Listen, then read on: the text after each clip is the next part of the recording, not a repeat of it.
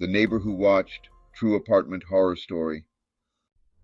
It started with a knock at my door, soft, deliberate, almost hesitant, as if whoever was on the other side didn't want to wake the whole building but needed me to hear.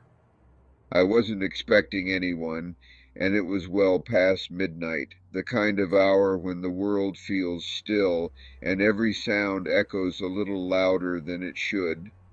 My apartment was quiet. The only light came from the street lamp outside, casting long shadows across the floor. I hesitated, my hand hovering over the doorknob, a chill running down my spine. When I finally gathered the courage to peek through the peephole, I saw nothing but the empty hallway bathed in that eerie yellow glow. But just as I was about to turn away, I caught a glimpse, a shadow, moving slowly, deliberately, as if someone was lurking just out of sight, watching me from the darkness. My heart pounded in my chest. I slammed the door shut and backed away, every instinct telling me I wasn't alone. That's when the notes started appearing, slipped quietly under my door, one by one. This happened when I was 24. I'm Charlotte. I just moved into my first apartment in a new city. I was thrilled about my job, excited about living on my own, and honestly a little naive. The building was old, 3 stories, peeling wallpaper, narrow hallways that smelled faintly of mildew.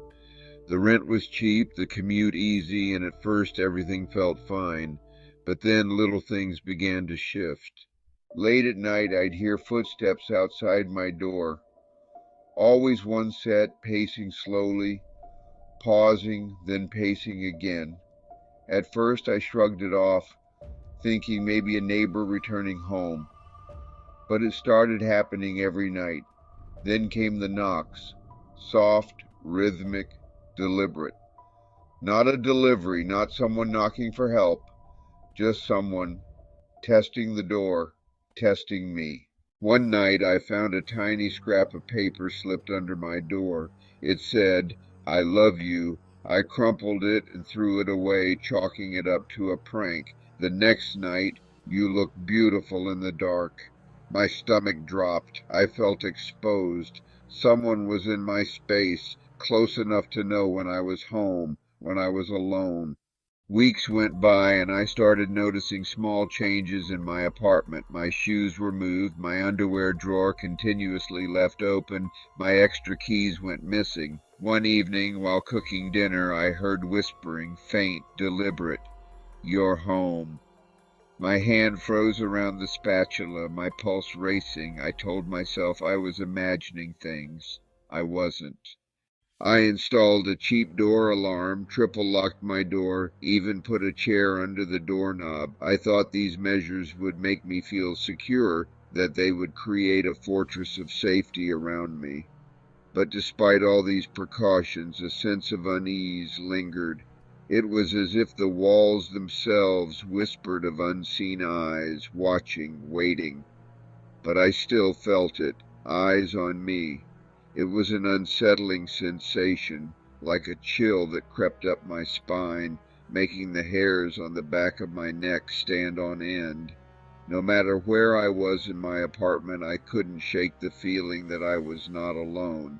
While showering, brushing my teeth, cooking, these everyday activities became fraught with tension. Each moment was punctuated by the fear of being watched, of being observed by unseen eyes. I found myself glancing over my shoulder, my heart racing with every unexpected sound. Sometimes at night, scratching sounds outside my door. They were faint, almost imperceptible, yet they echoed loudly in the silence of the night. It was as if someone or something was trying to communicate, to make its presence known. At 2 a.m., 3 a.m., 4 a.m.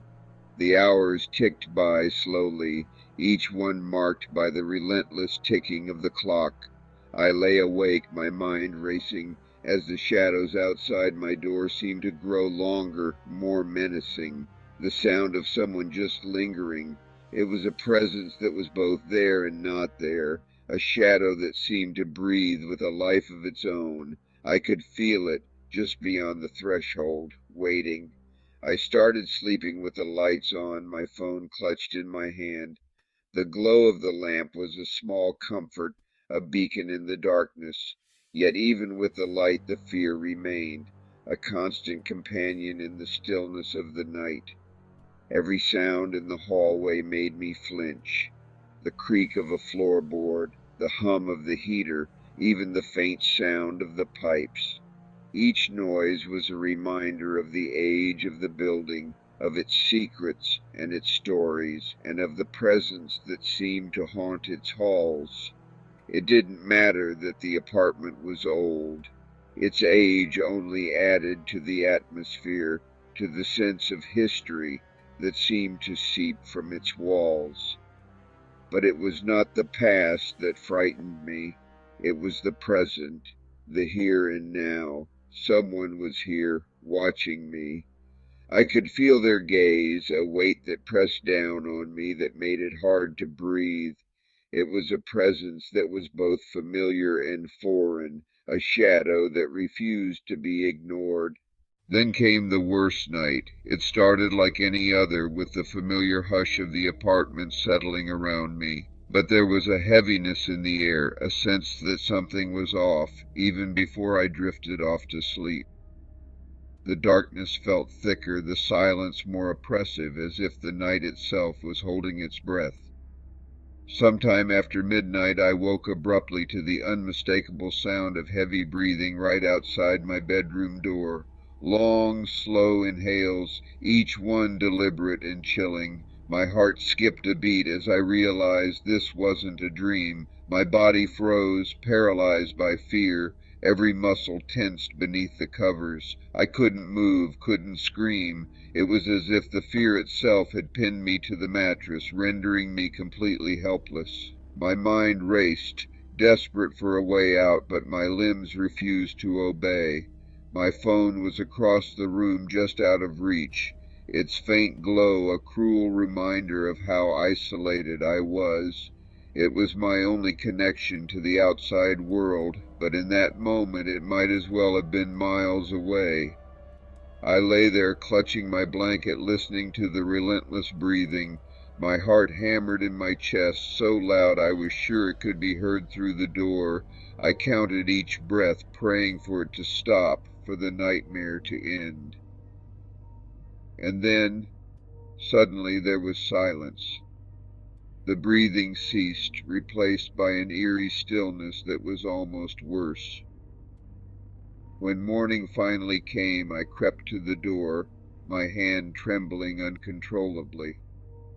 There, lying on the floor, was a note slipped under the door. In shaky handwriting it read, "You're beautiful. I'll see you tonight." That was it. The words echoed in my mind, turning my fear into something deeper, something that would haunt me long after the sun came up. That was my breaking point. I packed a bag, moved out immediately, taking only what I could carry. My landlord was confused, my co-workers surprised, but I didn't care. I just wanted out. I never saw who it was, never had any real proof, but I knew something just wasn't right. Even years later, I can't shake it. Apartment buildings, hallways, doors slightly ajar. I always look over my shoulder. I still get that prickling fear, that instinct that someone could be watching, waiting for me to let my guard down. Because the truth is, you never really know who's standing just outside your door. If you've ever felt like someone's watching you, like your safe space isn't really safe, then you know exactly what I mean. And sometimes it's not a ghost or a story you can ignore. It's real. It's someone waiting, observing, and you'll never see them until it's too late. Another terrifying story. And yet, the scariest ones haven't been told. Subscribe to Sites of Horror, and whatever you do, don't watch alone. The apartment above me, midnight footsteps and chilling whispers. The first night I heard the footsteps, I remember staring at my ceiling in the dark, counting them one by one, slow, heavy, deliberate. They always started at exactly 3:17 in the morning. I lived alone, and according to the building manager, no one lived in the apartment above me. This happened when I was 31. I'm William. I'd just moved into a downtown high-rise, mostly because it was closer to my office. I worked long hours, and the commute was eating me alive. So when I found this place, a modern apartment in a newly renovated building, it felt like a fresh start. The lobby had a marble floor, mirrored walls, and a faint smell of lemon cleaner that lingered in the air. Everything looked new. But the strangest thing about living there, something I noticed almost immediately, was how quiet it was. The silence seemed to settle over everything, as if the building itself was holding its breath, waiting for something to happen.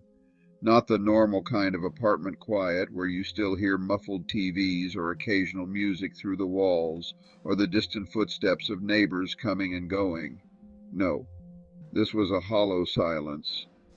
The kind that amplifies the little things, the faint hum of the refrigerator, the air vent clicking on, the sound of water running through pipes somewhere deep inside the walls. Every tiny noise felt magnified, echoing in the emptiness. At first I liked it. It felt peaceful, almost like a sanctuary from the chaos outside, but peace has a way of turning unnerving when it's too consistent. The first 2 weeks I settled in fine, enjoying the stillness and the sense of order it brought. Work was close, my evenings were predictable, and I started to enjoy the calm, thinking I'd finally found a place to truly relax. But then the nights changed everything. The silence began to feel different, heavier, almost watchful, as if the building itself was listening. It started with the floors above me. Around 3:17 a.m., almost on the dot, I began hearing footsteps. Not casual, random footsteps like someone getting up to use the bathroom or grab a drink of water. These were slow, steady, and methodical, like someone pacing back and forth across their living room. The first night I brushed it off. I figured maybe my upstairs neighbor worked a night shift and kept weird hours. But after a week I noticed something. Those footsteps always started at the same exact time, 3:17 a.m., not 3:15, not 3:20, always 3:17. That detail lodged itself in my head. It wasn't random. I started paying closer attention. The footsteps would continue for 20 minutes, sometimes longer, slow, heavy strides. Stop, pause, then resume again. Almost like the person was pacing with intent. One night curiosity got the better of me. I pressed the broom handle up against the ceiling and gave it a few sharp bangs, hoping the noise upstairs would finally get the hint. Instant silence followed. For a brief moment I felt smug and victorious, like I had just told my noisy neighbor to shut it down and they had actually listened. But then, just a few seconds later, I heard it.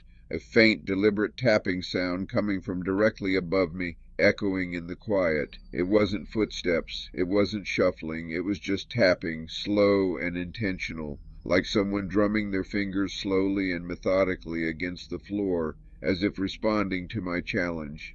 My stomach dropped with a cold, uneasy feeling. I didn't dare bang again. I just lay there in bed, stiff and tense, staring up at the ceiling in the darkness until eventually, after what felt like forever, the tapping finally stopped. After that, things escalated. What started as a few odd sounds quickly became something much more unsettling. It wasn't just footsteps anymore. The atmosphere in the building felt heavier, as if the walls themselves were holding their breath. I started hearing metallic clicks, like a door latch being jiggled. Sometimes it sounded like someone was testing every lock in the hallway, searching for a way in. Sometimes it was the sound of something scraping against the floor, like furniture being dragged a few inches. The noise would echo late into the night, making it impossible to ignore. And then came the knocks. Soft knocks, barely audible, but persistent enough to keep me on edge, right above my bedroom ceiling, always at night, when the world outside seemed so far away. Always when the building was dead quiet, amplifying every sound and making the silence feel oppressive. By this point I was losing sleep. My mind raced with possibilities, none of them comforting. I started leaving lights on at night, hoping the glow would chase away whatever was lurking in the darkness. I kept my bedroom door locked, even though it was just me inside the apartment. The lock felt like a thin barrier against something I couldn't see. Something about the noises above me made me feel exposed, like I wasn't really alone. The sense of vulnerability grew stronger with each passing night. Weeks went by and the sounds only grew stranger. The nights seemed to stretch on forever. I noticed a pattern I couldn't ignore. The footsteps above me started syncing with my own movements, as if someone was deliberately mirroring me. If I got up to use the bathroom in the middle of the night, I'd hear slow steps overhead, following the same rhythm as mine, never missing a beat. If I paused, they paused. The silence would hang in the air, thick with anticipation. If I stopped suddenly, I'd hear a delayed footstep, as if whoever was above me was trying not to get caught but couldn't help themselves. It reached a point where I couldn't shake the feeling that someone was watching me. Every shadow seemed to move, and every sound felt like a warning. The night it became unbearable. I woke up at 3:17 a.m. to the sound of my closet door creaking open. I froze instantly. I hadn't touched that door. My closet was across the room and I was still lying in bed. I didn't even want to turn my head, but my eyes darted toward the opening in the closet door. That's when I heard it. A voice, low, deliberate, right in my ear. Don't move. I stopped breathing. My chest burned with the effort of keeping still. I couldn't tell if the whisper had come from inside my room or from the ceiling above me. I stayed like that for what felt like hours until eventually sheer adrenaline forced me to grab my phone and call the building manager. The next morning he came by. I told him about the footsteps, the knocks, the tapping, the voice. He frowned, confused, then told me something I'll never forget. There is no one living above you. That unit's been vacant for months. I stared at him, waiting for him to laugh or admit he was joking. He didn't. He even offered to show me the lease records and the empty unit itself. I didn't want to see it. I packed my things and moved out 2 days later. But even now, in my new apartment, I sometimes wake up in the middle of the night to a sound I can't explain, a soft creak above me, like footsteps dragging across the floor. And every time I hear it, I remember that whisper, "Don't move." And I wonder, was that apartment really empty? Real horror doesn't need monsters, just people. What did you find the creepiest in this story? Please let me know in the comments, and don't forget to subscribe for more twisted true horror stories from Sites of Horror. My first apartment, true horror story that will haunt you. I woke up to the sound of someone whispering my name from the other side of my door. At first I thought I was dreaming, but then I heard it again, closer this time. The voice was low, raspy, like it was pressed right up against the crack of the door. My entire body froze, and I realized something even worse. I had never told anyone in this building my name. This happened when I was 22. I'm Brisa, and I had just graduated college. After years of living with roommates, I finally signed the lease on my very first apartment. It wasn't fancy. Just a small studio on the first floor of an old brick building with creaky floors, paint-chipped hallways, and paper-thin walls. The kind of place where you could hear every toilet flush and every muffled conversation around you. Still, to me, it felt like freedom. My own space, my own rules. The first couple of nights were normal, noisy neighbors, the pipes groaning, footsteps echoing down the halls. I told myself it was just part of apartment life, but after the first week, I started noticing something different, something that felt personal. It began with tapping. Late at night, usually around midnight, I'd be in bed and hear a faint tapping on my door. Not knocking, not someone pounding like they wanted to be let in. It was lighter, slower, like someone tapping their fingernails on wood. The first time it happened, I froze in bed, staring at the ceiling, heart pounding. But I told myself it had to be a neighbor messing around. Maybe someone drunk, maybe a kid playing a prank. But then it happened again, and again. Always at night, always when I was in bed, never during the day. That's what unsettled me the most. It only happened when I was alone, lights off, with nowhere to go. One night, the tapping turned into something worse. Scratching, long, slow scratches that started from the bottom of the door and dragged all the way up to the top. I remember sitting up in bed, clutching my blanket, my chest tight, as I watched the faint outline of the door glowing in the dim light from the street lamp outside. The scratching went on for almost half a minute, then silence. When I finally got the courage to check the next morning, I saw it. Faint marks on the wood. Fresh. That's when things escalated. I started finding sticky notes on my door, bright yellow ones that would appear randomly during the day. The first one said, "I hear you." Another, "You laugh a lot when you're on the phone." The handwriting was messy, almost childlike, with uneven letters that made my skin crawl. That was the moment I stopped feeling safe. So, after days of feeling uneasy, I decided to take matters into my own hands. I bought a cheap camera online and set it up outside my door in the hallway, pointing it directly at the front door. My thinking was simple. If someone really was messing with me, I'd finally have proof. I'd catch them in the act, and maybe I could finally get some answers, or at least some peace of mind. For 2 nights, absolutely nothing happened. The footage was just hours of silence in an empty hallway, which almost made me feel silly for being so paranoid. But on the third night, everything changed. I checked the recording, and honestly, I felt my stomach drop. My hands started shaking as I watched. At exactly 2:40 a.m., a shadowy figure appeared in the hallway right outside my door. The grainy footage showed a man crouching low in front of my door, moving slowly and deliberately. He leaned in close, pressing his face right up to the gap beneath the frame, like he was desperately trying to look inside my apartment, and then he just stayed there. Minutes passed. He didn't move an inch, just crouched in silence. He just sat there, silent, staring at the crack, as if he was waiting for something, or someone. Finally, he whispered something too faint for the camera's mic to pick up, but I could see his lips moving. Then, without warning, he slid a small piece of paper under my door and quietly walked away, disappearing down the hall. I didn't want to look. My heart was pounding, and I just stood there, frozen, staring at the door. But eventually I forced myself to pick up the note, curiosity and fear battling inside me. It said, "Why do you lock the door? You don't have to." I felt sick. My mind raced with questions, and suddenly I didn't feel safe at all. I called the police, my hands shaking as I explained what had happened. They arrived quickly and walked the halls, their flashlights sweeping over every shadow. But by the time they got there, the man was already gone, vanished into the night. I showed them the grainy footage from my camera. The building's security cameras didn't catch anything either. The angle of the hallway was blocked by a stairwell, leaving a blind spot right outside my door. It was as if whoever was there knew exactly where to stand to avoid being seen. The officers told me to keep my door locked at all times, and to call again if anything else happened. Their words were meant to reassure me, but I could sense their doubt. But honestly, I could tell from their faces. They thought I was just some paranoid young woman living alone for the first time. Their skepticism was obvious, and it made me feel even more isolated.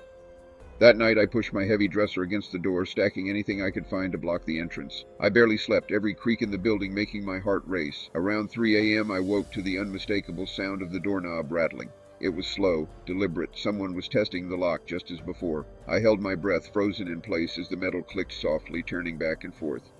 I was terrified to even move or make a sound. Then suddenly silence. The next day, exhausted and desperate, I went straight to the building manager. I begged them to change the locks, or at least check who had access to the floor. I explained everything, hoping they would take me seriously this time, but the manager just brushed me off, insisting the locks were fine and suggesting maybe it was just one of the neighbors confused about the doors. Their indifference was infuriating. That explanation didn't sit right with me. I knew in my gut that something was wrong. The notes, the whispers. This wasn't confusion or a simple mistake. This was someone watching me, and I was more certain of it than ever before.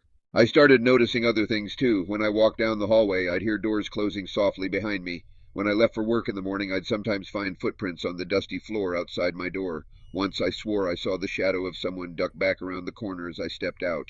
The sticky notes didn't stop either. One said, "You talk in your sleep." Another, "You look nice when you're cooking." That one terrified me the most, because my tiny kitchen was by the window, which meant whoever wrote it wasn't just standing in the hallway anymore. They had been outside, watching me through the glass. I barely ate. I barely slept. I felt like a prisoner in my own apartment, constantly on edge, every sound in the hallway making my skin crawl. But the worst night came at the end of the week. I was lying in bed with the lights off, wide awake, when I heard something new, something that sent chills down my spine, breathing, shallow, uneven. It was coming from the other side of my door. I slowly sat up, heart pounding in my throat, straining to listen to every sound, every breath. The breathing grew louder, closer, until it sounded like whoever it was had their mouth pressed right against the crack of the door, as if they were trying to breathe my air. Then came a whisper. Not words this time, just a long, drawn-out sigh that seemed to echo in the silence. I wanted to scream, but I couldn't make a sound, frozen in fear. And then, without warning, something slid under the door. Not a note this time. It was a photo, a chilling reminder of my vulnerability, a blurry, dark picture of me sleeping in my bed. That was it. I dialed 911 with shaking hands, whispering into the phone that someone had been inside my apartment invading my sanctuary, because that photo couldn't have been taken from the hallway. By the time the police arrived, the hall was empty again, as if the intruder had vanished into thin air. I showed them the photo. They searched the apartment and the apartment hallways, but didn't find anyone. No signs of tampering with the locks, nothing. It was as if the walls themselves had swallowed the intruder, but I knew what they didn't want to say out loud. Whoever was doing this had access. They were closer than anyone could have imagined. They either lived in the building or had a key. The thought was terrifying, knowing they could return at any moment. I moved out the very next morning. I packed whatever I could fit into my car and drove straight to my parents' house. I didn't even tell the landlord. I just left, and I never went back. To this day, I don't know who it was, a neighbor, the building manager, or maybe someone who had been breaking in without me ever knowing. All I know is that ever since then, no matter where I live, I can't fall asleep without something blocking the door, a dresser, a chair, anything, because I'll never forget that final whisper through the crack of the wood, "Let me in." What would you have done if this happened to you? Don't keep it to yourself. Please comment below. And if real horror is your thing, subscribe to Sites of Horror and turn on notifications so you never miss a story.